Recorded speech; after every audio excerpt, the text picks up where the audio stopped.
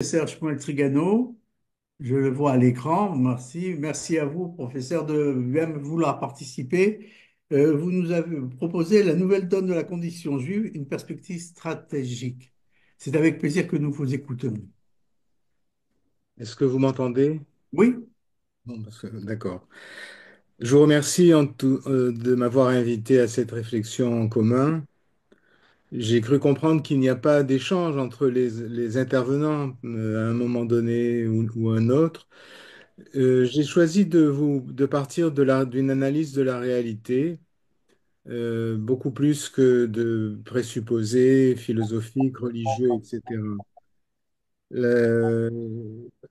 Le, le rapport, en fait, le rapport entre Israël et la diaspora révèle un destin qui est de plus en plus commun.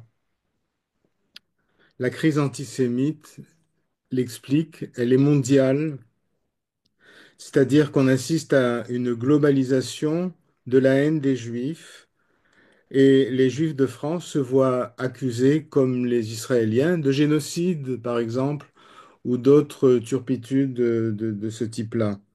Cette crise antisémite qui caractérise la réalité de la condition juive aujourd'hui doit être contrebalancée d'une certaine façon, ça vient d'être fait, par l'évolution démographique. Sergio de la Pergola, qui est un démographe important de l'université hébraïque, a démontré il y a déjà quelques années que les trois quarts des enfants juifs du monde naissent en Israël. Ce qui signifie à court ou long terme, et sous réserve de crise majeure, parce que nous sommes dans une situation de crise extrêmement profonde, là que je vais évoquer à tous les niveaux, nous allons vers un effacement de la diaspora, une résorption, et qu'en fait l'histoire juive deviendra à nouveau l'histoire d'un peuple juif dans le même pays. Donc c'est un développement cataclysmique sur le plan de l'économie intérieure de la condition juive, qui ne s'est jamais présentée de cette façon-là, mais qui est tout à fait réelle et dont il faut prendre conscience. Mais ce n'est pas simplement la démographie qui joue un rôle déterminant, c'est aussi ce qui se joue en Israël et dans l'aventure israélienne. Je pense notamment à la notion de souveraineté. Il n'y a J'avance l'idée que tout en étant un État souverain, les Israéliens n'ont pas développé le sentiment d'une souveraineté. Une souveraineté qui doit s'abreuver à leur longue histoire, à leur réalité, à leur système de valeurs. Donc c'est un enjeu qui est encore ouvert, la résurgence de la conscience de la souveraineté d'un peuple juif, d'une réalité juive qui est encore à venir et qui n'est pas véritablement toujours à l'œuvre dans la réalité historique et politique de l'État d'Israël. En fait, la crise, la mondialisation, la globalisation de la haine des Juifs qu'on peut rencontrer dans de nombreux pays, qui est tout à fait stupéfiante et accablante d'une certaine façon, elle suit l'évolution de la réalité internationale. C'est-à-dire que nous ne sommes plus je pourrais dire, nous ne sommes plus dans l'ancien monde, le monde des États-nations, le monde du nationalisme, des consciences nationales, etc. Nous sommes déjà dans le monde dans la mondialisation, ce qu'on appelle la mondialisation, qui est un phénomène qui touche la planète et qui rassemble de nombreux pays. Donc, c'est une nouveauté, quelque chose de tout à fait nouveau pour la condition juive. Notamment, l'enjeu des questions juives ne se joue plus uniquement sur le plan de l'État d'Israël, mais sur le plan international. Donc il y a un enjeu qui nous pousse vers l'international et qui nous sort du cadre habituel, notamment le cadre, par exemple, français, de la réalité. Cette crise antisémite, d'où vient-elle? Elle vient essentiellement d'un univers très identifiable, l'univers arabo-musulman. Elle entraîne aussi, d'une certaine façon, des milieux de la gauche anarchiste, parce qu'il n'y a plus de gauche comme il y en avait il y a 50 ans, mais une mouvance qui fraye avec les causes islamistes. La chose est évidente en Europe, elle apparaît également aux États-Unis, et cette hostilité envers Israël a des fondements religieux. C'est quelque chose d'autre que l'antisémitisme, qui est un phénomène du 19e et du 20e siècle, après l'antijudaïsme. Nous avons connu l'antisionisme qui n'est plus. Je suggère, j'ai démontré dans un autre texte, de qualifier la haine des Juifs contemporaines sous le terme de palestinisme. J'expliquerai pourquoi. Mais en fait, l'antisionisme haïssait l'État-nation juif. Mais aujourd'hui, il y a une autre dimension qui caractérise l'enthousiasme idéologique des foules qui manifestent pour la Palestine en Occident. Donc, euh, l'attaque contre la condition juive euh, tra- est l'effet de ce qu'on peut appeler une guerre de religion. Une guerre de religion dans laquelle l'extermination des Juifs est un acte religieux salvateur. Ce qui s'est passé le 7 octobre est quelque chose de très connu. C'est la razzia des conquêtes islamiques, où on fond sur une ville, une région, on fait des esclaves, on fait des otages, on enlève les femmes, on détruit tout. C'est exactement ce modèle qui était à l'œuvre des siècles plus tard. Dans le chiisme, il y a l'eschatologie de l'imam caché, le retour de l'imam caché, et dans l'islamisme sunnite, c'est à nouveau le juif tel que le Coran le présente, coupable de trahison, etc., etc. Je ne reviendrai pas là-dessus. Donc, cette vindicte religieuse cache et cachée, si l'on peut dire, sous, on peut dire globalement, la Palestine, le palestinisme.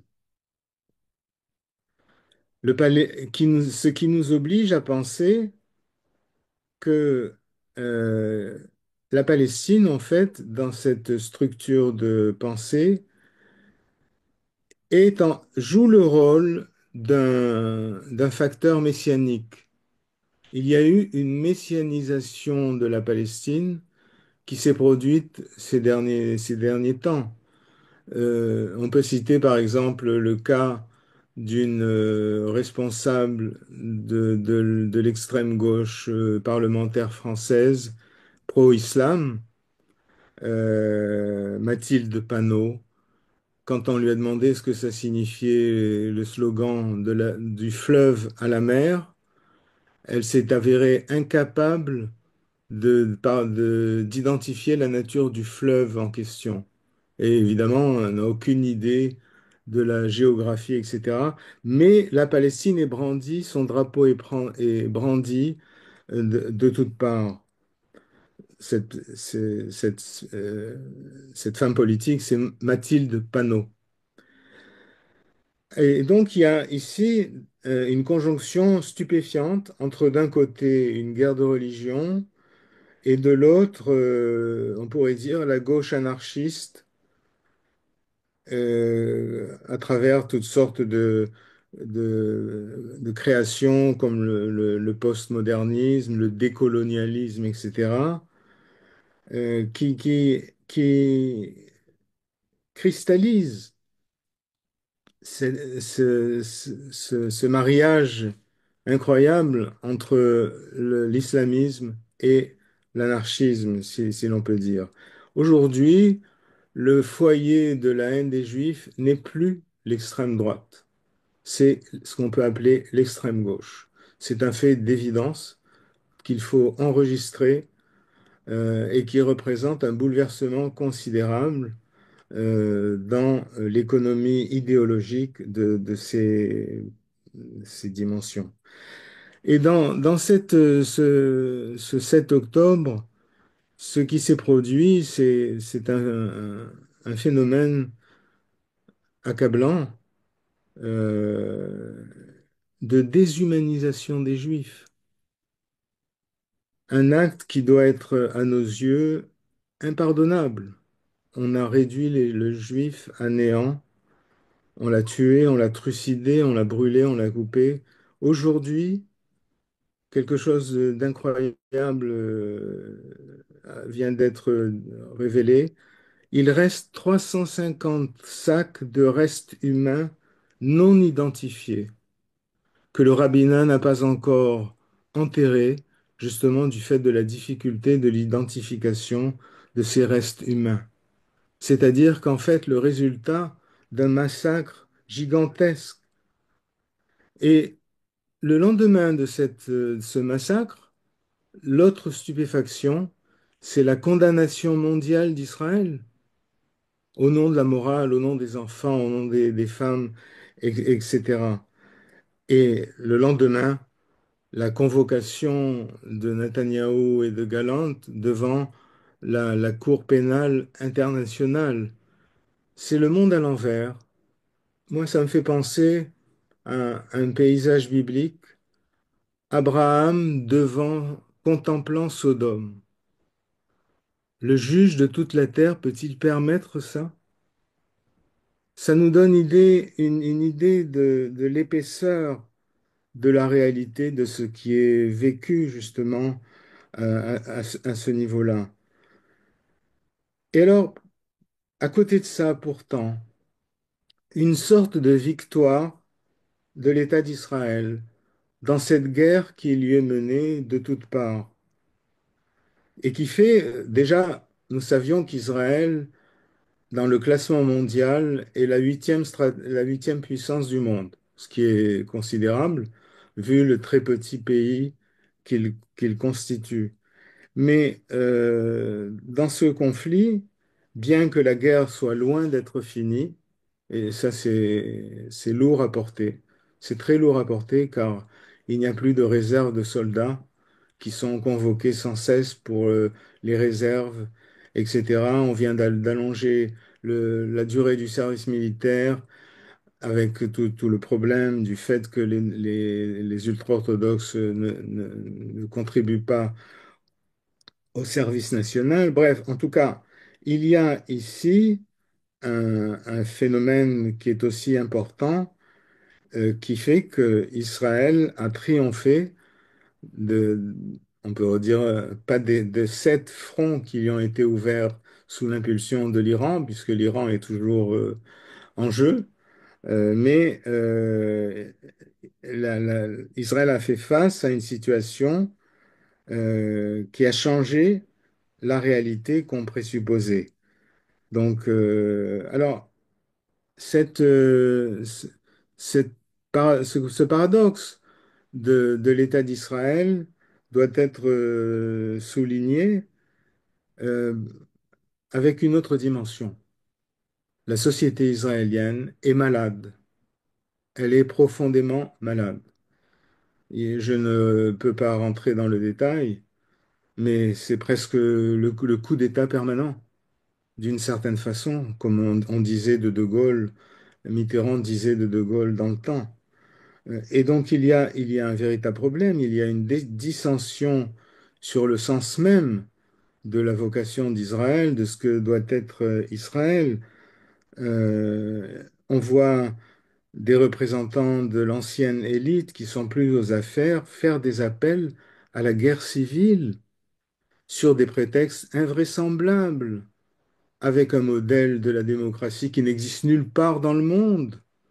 Et donc, il y a là, ici, un enjeu très important qui tient à la fois à l'atmosphère générale, le sentiment d'appartenance de chaque individu à la société.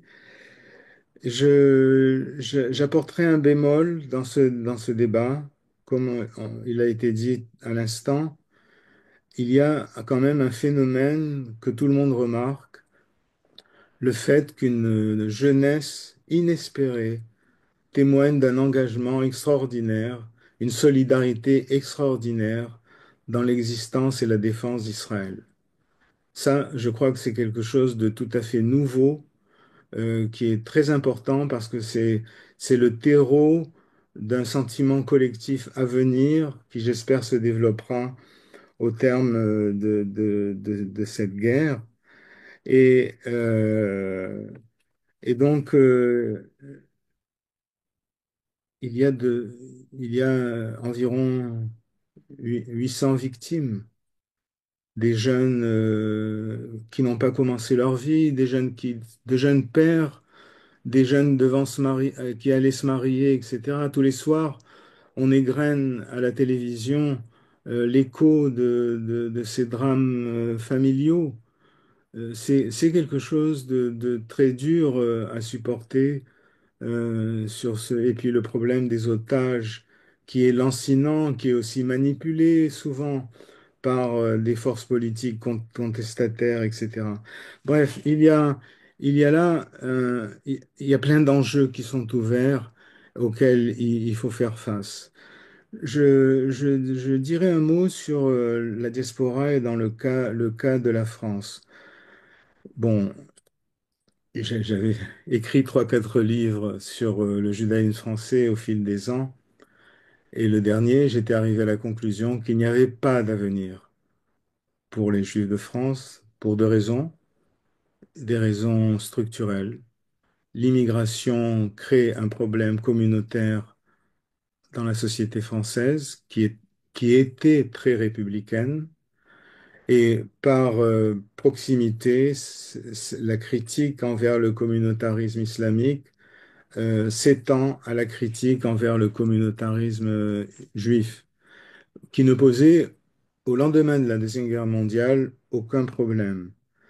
Et donc, il y a là un cadre qui rend impossible la continuité d'une existence juive.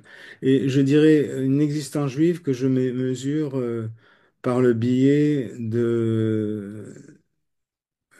comment dire, de la conservation de la mémoire du peuple juif. Parce que l'enseignement de l'histoire nous a montré que chaque fois que les juifs renoncent au peuple juif, ils finissent par être détruits. Le peuple juif, c'est ce destin collectif. Il y a des moments où il ne peut pas être vécu dans certains cadres, des, mo- des moments où il le peut. Par exemple, dans la crise israélienne, je vois des militants critiquer le messianisme des juifs juifs, pourrait-on dire, des juifs trop juifs. Et donc, il y a là une alerte très, très importante à ce niveau-là. Et par ailleurs, à côté de cette réalité de la société française, il y a une évolution aussi structurelle avec le développement de l'Union européenne. L'Union européenne, en fait, c'est un empire sans empereur. Et donc, dans ce cadre-là, les États-nations tombent en déréliction, et notamment l'État-nation français. Et de rechef de ce fait même, la condition juive en France est ébranlée. Elle n'a plus de cadre dans lequel se développer. Et donc, il y a en France aussi une crise de la société, une crise idéologique qui est extrêmement importante et dont on ne sait pas comment elle tournera. Pour les Juifs, c'est important parce qu'ils avaient développé une identité juive à travers le sionisme. Ils étaient sionistes, mais ils ne faisaient pas leur alia. Mais en étant sionistes, ils se réunissaient mentalement, collectivement, dans le cadre français. Aujourd'hui, évidemment, cela explose de tous les côtés, côté du sionisme et de sa légitimité, et du côté de la condition communautaire. Donc, il y a ici un enjeu. Alors, je terminerai par, je ne sais plus si j'ai suffisamment de temps, je terminerai par ce qui me semble être l'enjeu supérieur qui nous concerne. Le sionisme politique a créé un État, mais il a créé une culture avec l'hébreu moderne, mais il n'a pas recréé son héritage judaïque. Et j'explique toujours cela. Herzl a compris que l'émancipation seule ne suffisait pas, qu'il fallait une auto-émancipation, mais il a choisi l'auto-émancipation en conservant la demande de la Révolution française qui était la régénération des Juifs, à savoir l'abandon de leur culture, l'abandon du judaïsme. Et ce problème est continu en Israël.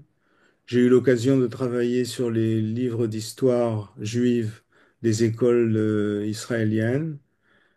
C'est assez inquiétant de voir le manque de cohérence, de voir la façon dont on transmet l'héritage juif.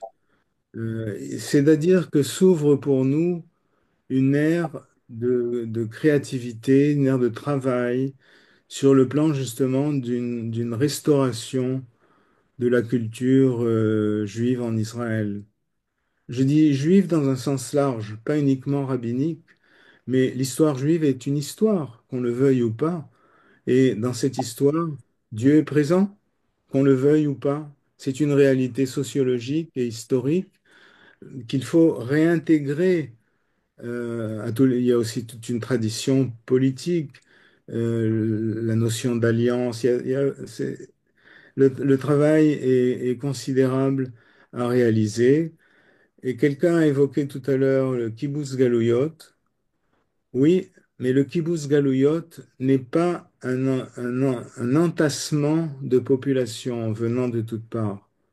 Dans le kibbutz galouyot, il y a aussi le fait qu'on rapporte à Sion, à Jérusalem, l'esprit de toutes les nations parmi lesquelles nous étions dispersés. C'est ça et c'est le sens nouveau de Jérusalem. Je terminerai en envoyant un petit livre que j'ai publié il y a quelques mois, Le chemin de Jérusalem, qui justement développe cette dimension par-delà la normalisation que le sionisme politique a apportée et qui était bienvenue, mais qui a besoin d'être reprise dans cette longue histoire du peuple juif. Je vous remercie. Et à vous, nous vous avons écouté avec intérêt, et dans la mesure où vous apportez toutes les dimensions et facettes qui sont nécessaires pour la compréhension de notre histoire présente. Et donc, c'est important de voir et de comprendre tous ces éléments-là, en espérant que dans les années à venir, je ne sais pas comment situer dans le temps, on puisse avoir des réponses à toutes ces préoccupations et ces interrogations qui nous dépassent largement, mais auxquelles nous participons à l'histoire d'Israël. On participe et on écoute. Merci à vous. Merci. Merci d'avoir visionné cette vidéo. Je vous invite à vous abonner à notre chaîne InMode pour plus de replays, de conférences, de cours, d'interviews. Cliquez sur le bouton juste ici et vous êtes abonné à l'InMode. À très bientôt.